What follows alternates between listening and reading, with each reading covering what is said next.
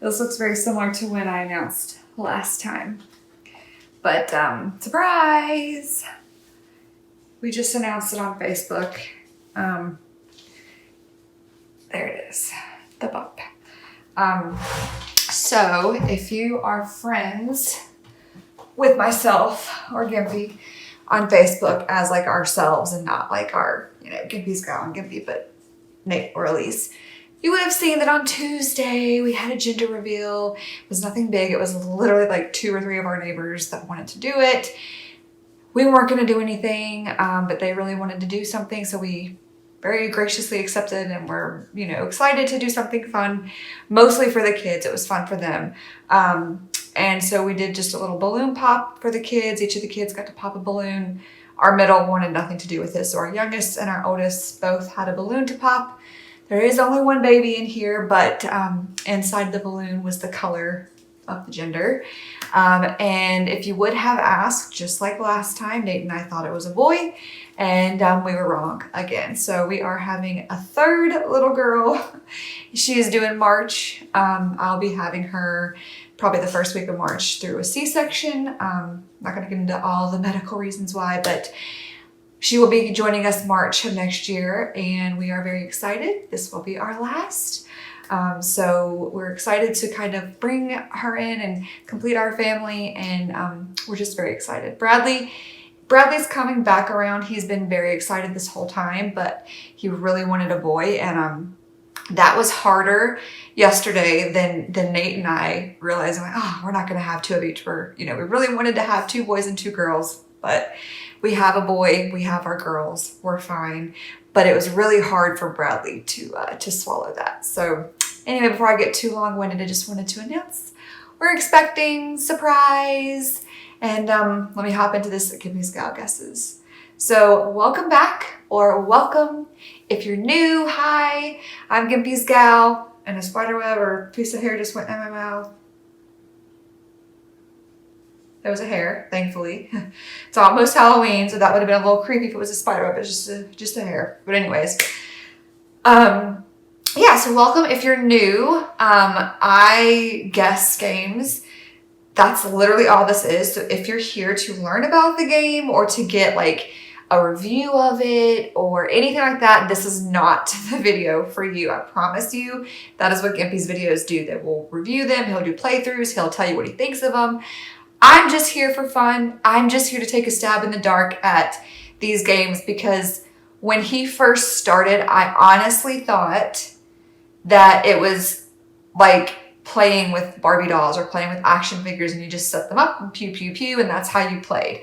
To find out there was dice and cards and strategy and counters and all kinds of stuff blew my mind. So it was interesting to see all the games he had filmed, and I would have had no idea how to play them. So that's what this is. I'm just guessing how they're played based off what I see in the box. So today is a Fort Circle Games game, and it is Shores of Tripoli, a strategy game by Kevin Bertram. And I can tell you, because I am married to a Marine who has drilled it into mine and my children's heads, that Tripoli is, that's Marines. You hear Tripoli, it's synonymous with Marines, so we just know that. So it says U.S. Navy and Marine Corps versus the Pirates of Tripoli. So right there is part of my whole purpose of guessing. My whole purpose of guessing is to figure out who, what, when, and where, right? So the who is the Navy and Marines from the U.S. versus the Pirates of Tripoli. So we do know that. And it takes place on the shores of Tripoli. So that's the where. So now we just have to figure out the why. And like what's happening. So here's the front of the box. Very piratey nautical theme here. And then let's flip it over to the back and see what we got. We got an example of some gameplay here. It's for 1 to 2 players, 45 to 60 minute time play, and then ages 14 and up. Looks like it just gives kind of a brief history lesson, if you will. So that just does not interest me. I'm not going to read that. And that is all that's on the outside. So we're going to open her up and take her inside. Molly, hush. That's our dog. My apologies. So if you've been wondering though where we've been, because I haven't done a guesses in a while, it's because we were keeping a secret. So now you know. The more you know. All right, so here's a map. Dice, cards, and pieces. Here's rules of the game. Historical supplement of designer's notes. And I don't know what this is. It feels like it's 2 pieces of paper, but it's just one. It looks like it's a letter, so it probably has something to do with the game. So there's that, and then we have like some coins, it looks like some counters, some boats, some bigger ships, and then we have a bunch of different color. We have yellow, blue, and red dice, and then we have these cards and 1 game board. So there's not a ton in here, which is promising to me, because then I don't have to exert too much energy trying to figure out how it's played. Okay, so this is the game board. So it's a long one instead of like it just goes like this. Hopefully you're getting a good vision of it. I'm going to kind of leave it here so we can try and use it and these pieces to figure out how to play. So we have 1801 through 1806. So that must be the time frame that it happens in. Then we have spring, summer, fall, and winter. We have Tangier, Gibraltar, Algiers, Tunis, Tripoli, Benghazi, Dern, and Alexandria, and Malta. And then we have United States Supply and the Tripolitan Supply, however you would pronounce that. And that's all that's on the board. Then it says Morocco, Algeria, Tunisia, Tripolitania, and Egypt. That sounded so bad. But that's what's on the board, okay? So then we have this deck of cards here, and I am going to open it because there's not a lot to this game. So usually I won't open his cards because, like, if I get them mixed up, he'll get all upset, and then he has to go back and redo it. So I don't usually open the cards because, like I said, I just don't want to mess it up.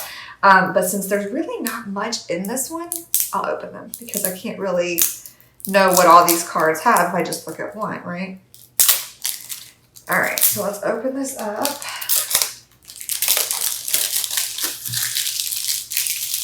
That over there. All right, so it looks like we have some people, like some actions, some places. So yeah, it has like a little bit of everything. So we have Yusuf Kwarmanli. That's probably not how you pronounce it. It says pirate raid with the corsairs from the harbor of Tripoli and the corsairs from the harbor of each active ally. After playing it as an event, this card is removed from the game. So that's an event card. I guess all these are. Playing it as an event. Yeah, so those are event cards. This one says U.S. supplies run low. I'm not going to go through them all, but just to give you a good, idea. Troops to Dern, troops to Benghazi, storms, Tripoli attacks, the Philadelphia runs aground. So yeah, these are like action cards or event cards, I guess you would call them. This one is Thomas Jefferson, move up to 8 American frigates, resolve any battles that result. So yeah, this looks like an event stacker, like an action pile that moves the game along. So that is what that is. And I don't see a spot for them on this board. So I'm just going to set them off to the side for now. Then we do have dice. We have yellow, blue, and red. So it's set for 1 to 2 players. So there can't be more than 2 sides because there is only 2 sides, the United States and then the Tripolitan. So I don't know what the 3 different colors of dice are for. If they're for locations, if they're for, I don't know. Certain things like action is, I don't know. But there's 3 different color die. There's a lot of them and they are 6-sided.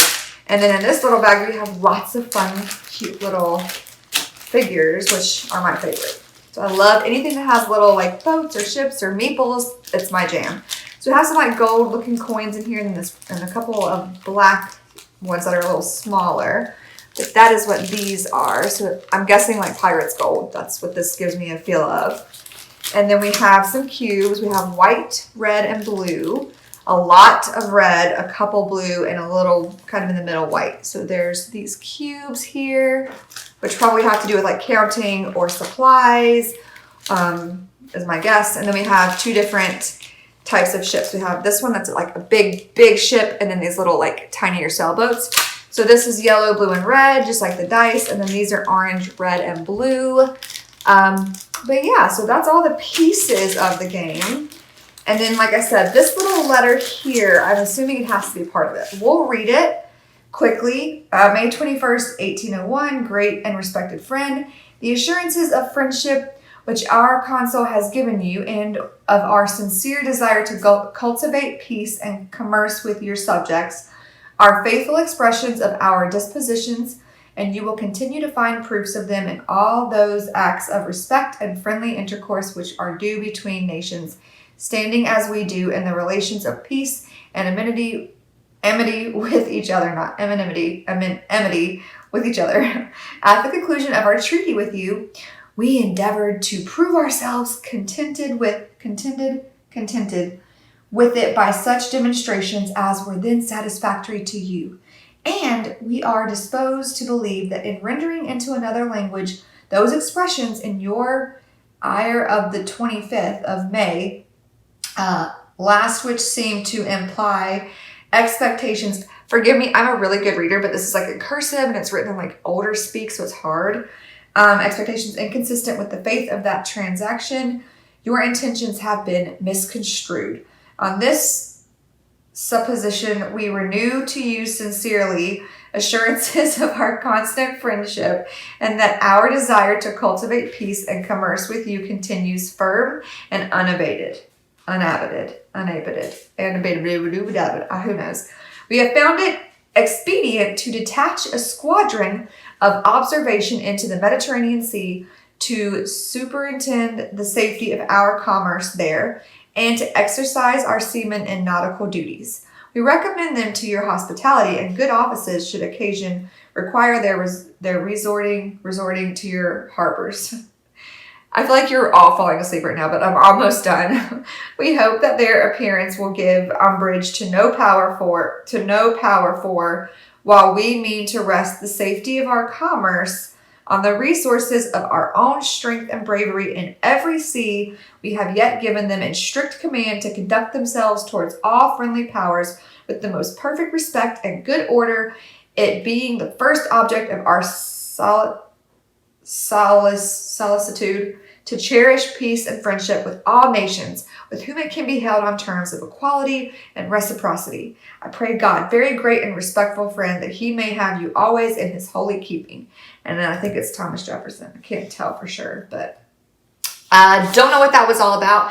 Even though I read it, even though it looks like it's on old-timey kind of parchment paper, it's written in that speak from 1801, and some of the words I am not familiar with, and it just kind of, it takes me a while when I read. Like, I have to read something like, this is going to make you guys think I'm so stupid. But I'm just not a good reader, as in, like, it takes me a little while to absorb what I'm reading. So that just went in one ear and out the other. But it has something to do with the game, or it's just a fun little thing to get you into the spirit of the game. Not 100% sure on its purpose, but it's there. Then we have the rules of the game and the historical supplement and designer's notes. So this is just history of it, I guess, just if you want to know more. Yeah, the first, it says Barbary War. So yeah, if you want to know a little more about it, I guess that's what this is. And then it has designer notes in it as well. I'll just stick that in the box. And then the rules of the game, which is a very thin book, as you can see. It's only 12 pages. So this must be a very simple game, which is so promising to me. Not that I'm going to play it, but the meeples make it more promising for me to play because it makes me feel like it's a worker placement, even though this doesn't really give worker placement vibes as far as the board, because it's just too small. But the ships make me intrigued on how it's played. So components. It says historical supplement and designer notes, 11 by 34 inch game map, Thomas Jefferson letters to the Bashaw, 2 decks of cards. So that must be, there's 2 in here. Are they mixed together? Yep, they are. So there's 2 decks of cards. They were just kind of mixed together in here. I think that's Thomas Jefferson. So it looks like there's one for the American side and one for the Tripolitan side, or however you say that. Let me just separate these super quick. I promise. I'm sorry, guys. I just wanted to separate these out because it says there's 2 decks, and that way we can see the difference. Okay, so that's one deck and that's the other. So one deck looks like this with the pirate. It looks like he's a pirate on the front of it. And then the other side, I think this is Thomas Jefferson, but I could be wrong. has him on the front of it. So we have these 2 decks of cards, 1 for each side. And then we have 2 turn markers. So those little black tokens that are in with the gold coins. These are turn trackers or markers. And then these are gold coins. There are 12 of them. So not a lot of gold, but there is some gold. Then there's 12 wooden frigates. Those are the bigger ships. And then 21 wooden gunboats and corsairs, which are the smaller ones.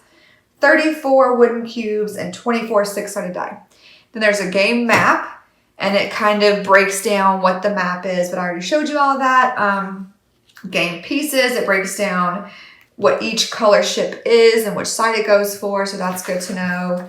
Then it goes on into the game setup, so how you set it up. I see a sequence of play. I don't see like scenarios or anything, so I don't think there's like multiple versions of this. Like I think it's a one play kind of thing. Maybe things can go differently depending on which events you pull or who you play as. But I don't see different, like I said, scenarios or anything like that. But it does look like it's pretty simple. So there's American play, Tripolitan play, and then what happens at the end of the season, movement and combat. And there is a part in the back that does talk about solitaire play. So it did say for 1 to 2 players. So you can play the solitaire, and the solitaire rules are in the back of this book. And it tells you how to set it up and then how you play. And then the back is some solitaire card requirements here on the back. So that's cool. Sometimes a game that is solitaire, just from what I've seen, doesn't always include the solitaire components with it, but this one has the rules in the back of the rule book, which is a very small rule book, so that's incredible. So yeah, so it's like a pirate game. You're the Navy, and you're fighting on the shores of Tripoli against pirates, and you're trying to, I don't know if you're trying to get gold, if you're trying to find treasure, if you're just trying to take out their ships or their boats, I don't know, but you're trying to win against them, and we know it happens between 1801 and 1806. We know it's on the shores of Tripoli, and we know it's the Navy and the Marines from the U.S. versus the Tripolitan supply, or the Tripolitan side, whatever that means. But yeah, that's the shores of Tripoli. So again, if you came for a tutorial, this is not the video, because I could never give that. It's hard enough for me to do the who, what, and where, or who, when, and where. So I hope you don't ever watch these expecting that's what you're going to get, because it's not going to happen. But I do like that this does not have a ton of counters. It doesn't have a ton of pieces. It seems pretty straightforward, and like it's pretty simple to learn. And it seems like it's pretty simple to take it from a multiplayer to a solitaire. So that's good if you're a solitaire game player. This is a good one. And again, Gimpy will break it down more, and he'll tell you how the solitaire works, because that's how he's going to play it. But yeah, that was the Fort Circle Games, The Shores of Tripoli, which is a strategy game by Kevin Bertram. Yeah, so that's my guesses on that. So I hope you guys enjoyed it. Sorry if it was a little bit shorter, but there just wasn't a whole lot in here. Don't take that to mean that I think the game's simple because there's not a lot of content, because some of the most in-depth strategic games are very small or have very little components. So that does not mean anything as far as its complexity or anything like that. It's just, there's not so much to break down and to take out and to look at. So it's a little easier and quicker to put together guesses, because I'm not having to dig through as much. So I hope you guys enjoyed this. Be looking out for Gimpy's video on it. And I'm probably going to film another one right after this one, so you'll see me in the same outfit. But it's another one he wanted me to film, and since this one wasn't too long, I'll get that one up. But I hope you guys enjoyed this. Give it a thumbs up if you did. Subscribe if you're not already subscribed, and we will see you in the next one. Bye!